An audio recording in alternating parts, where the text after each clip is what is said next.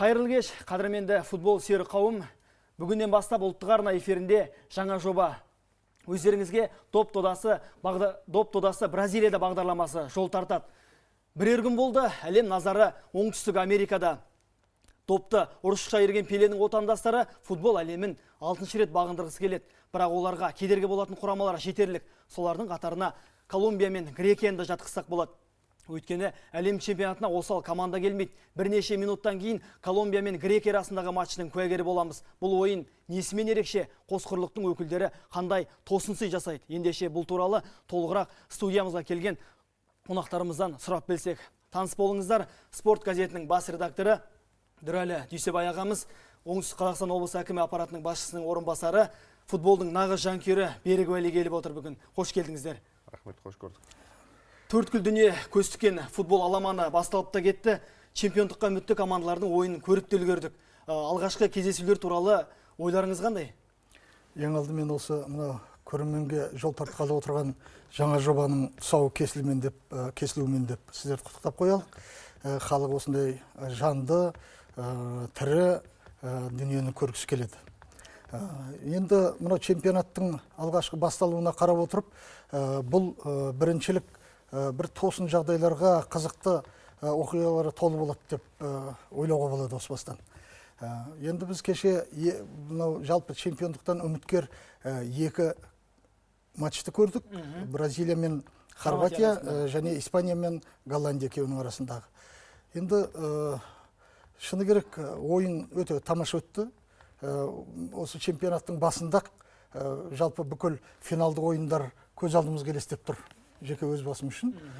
Бразилияның алғашқы өзіне автогол салып алуы жұртты бір дүрліктіріп, бір кішкене әсіресе Бразилияның жанкүйерлері үшін сондай бір тосын болса, мен кейде ойлаймын, осындай бір фора, спорттағы бір форалар керек шығар.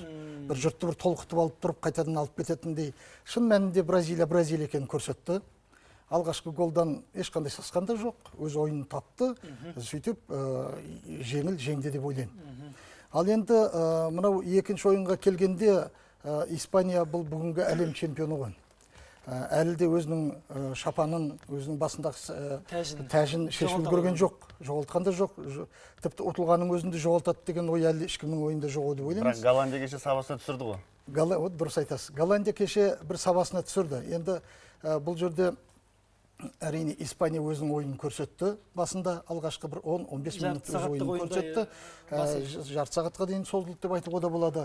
Бірақ негізі бұл Испанияға бір тән осындай техникалық ерекшелік, бір тактикалық жағынан бұл Голландия сияқты тосыннан келетін, Голландия сияқты бұндай ойынды онша көтере қоймайтын, бұндай еркелікті көтере қоймайтын команда үшін бұл тактика дұрыс болмады деп ойлаймын. Сол ұтылғаны солай болды.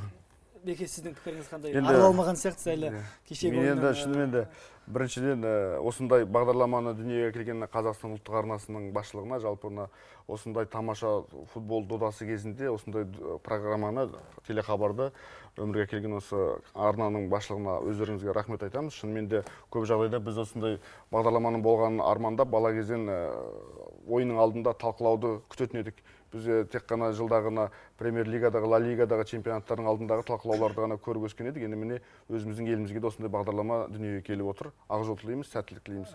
Енді шынымен де мен бүгін ресми қызметімнің атынан емес, мен бұрыннан келе жатқан қарапайым жанкүйер. Мен 86 жылдан бері футбол жанкүйерімін, өзім солай есептеймін. Соның барлығын статистикасын жақсы білемін деп айта аламын. Сол себепті бұл чемпионатқа әдеттегідей дайындалып, осы чемпионатта мен Голландияға жақтасқан едім. Кеше үмітімді ақтап, Луи ван Гaalдің шәкірттері қызғалдақтар елінен келген өте әлем чемпионатын састырды. Менің ойымша бұл өте үлкен реванш болды. Осыдан 4 жыл бұрын финалда кездескен екі команданы. Енді шыны керек реваншты бұлар 5 есе қайтарды десек болады, 5 гол соғып. Енді бұл жерде ең басты әлем чемпионатының әзірге қазіргі таңда бүгінгі таңдағы сенсациясы осы матч деп айтсақ болады. Сол себептен бүгінгі ризашылығымды білдіріп, Робин Ван Персидің жейдесін осы студияға киіп келдім. Ал мен бұл 1,5 ай бұрын осы дайындалған кезде арнайы осы Ван Персидің жейдесін 1,5 ай бұрын арнайы сатып алған болатын. Жақсы. Бразилия мен Хорватия арасындағы матчты алсақ, кешегі Испания мен Голландия Костаға болсын, Неймарға болсын, төреші сол 11 метрлік айып тобын дұрыс бермеді деген түрлі қауесеттер бар, пікірлер бар. Сіздердің ойларыңыз қандай? Айтыңыз аға.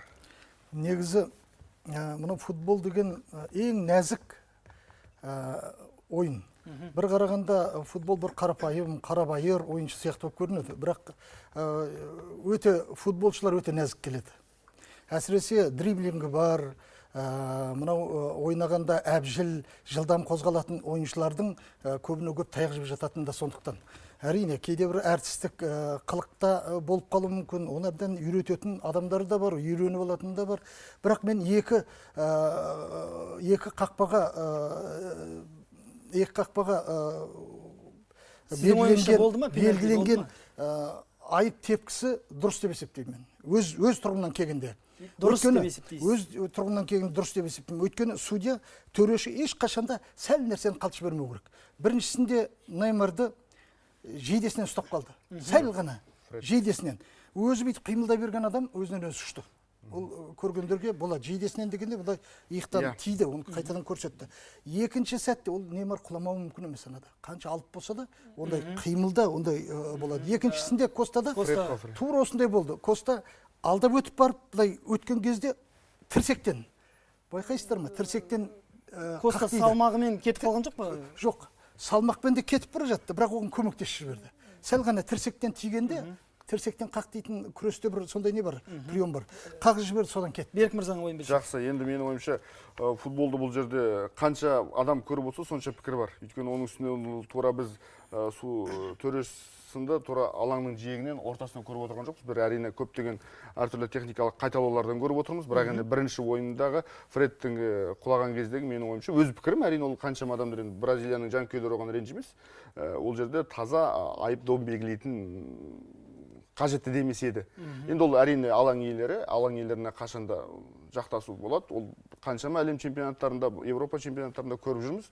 Ал енді екінші кешегі ойындағы Диего Костаға қатысты ол шалғанда, менің ойымша ол жерде болды. Бірақ енді ол әрине сіз айтып отырғандай, енді ол жерде өзі құсырған апара жатқан кезде әдемі ол енді болды, ол жерде құлатты. Сол себепті де байқасаңыздар, ойыншы да бірінші айып добын белгілеген кезде Франция ойындағы хорваттық ойыншылардың төрешіге өре түрегеліп, өйткені сондай болған, Фред біз құлатқан жоқпыз деген содан-ақ білуге болады. Ал екіншісінде кеше байқасаңыздар, ол мойынсынып, ол қателігін мойындағандай болды. Сол себепті ол жерде менің ойымша кешегі ойында болды. Бірақ ол қайта ол менің ойымша Голландияға жақсы сабақ болды, есесіне олар 5 доппен есесін қамшылағандай болды. Жақсы, рахмет.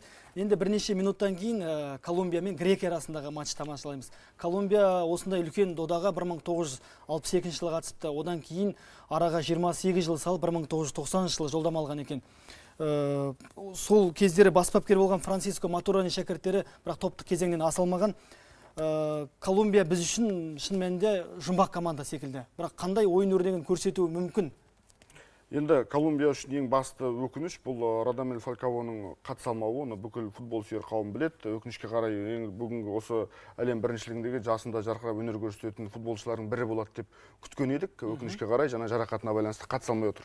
Енді жалпы менің ойымша бұл топ өзі жалпы С тобы сондай бір әкетіп бара жатқан бір ылғи жұлдыздардан құралған команда емес. Оған өздеріңіз білесіздер, Жапония болмасын, Кот д'Ивуар болмасын, Греция болмасын, Колумбия болмасын, ешқашанда бұлар әлем біріншілігінің өзінде бір жарқырап өнер көрсеткен жоқ. Міне Колумбия құрамасы назарларыңызда. Оның үстіне өздеріңізге Фалькаоның орнына кім ойнауы мүмкін? Басып кеткен шығаруы мүмкін? Енді менің ойымша Фалькаода сол Портуда өнер көрсетіп жүрген кәнігі ойыншы Джексон Мартинесті қосу мүмкін. Сол менің ойымша сол алмастыра алады қазіргі жағдайда. Ал енді Грецияға келетін болса, Греция өздеріңіз білесіздер, тек қана әлем чемпионатына осымен қателеспесем 3-ақ рет қана қатысып отыр. Ал мына Колумбия осымен 12-ші рет қатысып отыр. Бірақ бұлардың өзі бұл осыдан-ақ бір әлсіз топ командалар деп айтуға болмайды. Грецияны білесіздер, 2004 жылы Португалия Европа біріншілігінде Айдаспанға шығарып, Отто Рекагель шәкірттері чемпион болған. Жақсы, енді біз С тобындағы құрамаларға келсек, аға өзіңіз көріп отырсыз, Колумбия, Грекия, Кот д'Ивуар, Жапония бар. Осы топтан кімдер шығуы мүмкін, кімдер шыға алмайды? Енді әлгінде Бекең дұрыс айтып өтті. Шынында да бұлардың барлығы дәрежесі тең деп есептеуге болады қазір. Өйткені бұны ең әлсіз топ деп отыр ғой. Енді әлсіз дегенде салыстырмалы түрде шығар. Әлсіздер чемпионатқа бармайды. Бірақ енді мен көбіне-көп мынау Оңтүстік Америка, Латын Америкасының кезген командасын жоғары қоямын. Өйткені олардың техникалық шеберлігі де, мысалы Чили болсын, Аргентина болсын, қай-қайсысы болсын, бұлар жалт етіп шығып кетуі мүмкін. Кім шыға алады, кім шыға алмайды аға? Енді әрине бұл жерде біз егер Кот д'Ивуар мен Жапония шығып кетсе, біз дұрыс емес деп айтпаймыз. Бірақ енді әрине Колумбия менен қазір Кот д'Ивуардың жағдайы жақсы деп айтылып жатыр. Екеуі шығады деп ойлайсыз, сіздің ойыңызша? Менің ойымша, мен енді осы топтағы жақтасатын командам бұл Ерлан Кариндосовның командасы, ол Жапония. Жапонияға жақтасам мен де, және екінші осы Колумбияға жақтасам. Өйткені Колумбия өзінің континентінде ойнап жатыр. Құрлығында ауа райы, акклиматизация, оның барлығы әсер етеді. Сол себепті осы Колумбия шықса жөн болар еді. Және ал енді бірақ енді есептен сызып тастауға болмайды. Дидье Дрогбаның қасында ерген жігіттерді, ол әрине қара құрлықтан келген командаларда қашанда әрқашан әлем чемпионатына сенсация жасап жүреді. Сол себепті бұл 4 команданың да деңгейі тең, 50-50 барлығы. Бірақ менің ойымша осы Жапония мен Колумбия шыққан. Рахмет. Сіздердің болжамдарыңызды түртіп алдым. Студиямызға келіп футбол туралы бүгінгі әңгімелеріңізге, жорамалдарыңызға алғыс айтам. Дәл қазір Белу Аризонти стадионынан, қаласынан Минера стадионынан біздің әріптестеріміз тікелей қосылады. Колумбия мен Грекия арасындағы матчты ұлттық арна және Қазспорттан көреміз. Қандай ойын көрсетсе де жанкүйердің көңілінен шығатын ойын көрсетсін деп тілейміз. Футболшылар амандықта жүздескенше.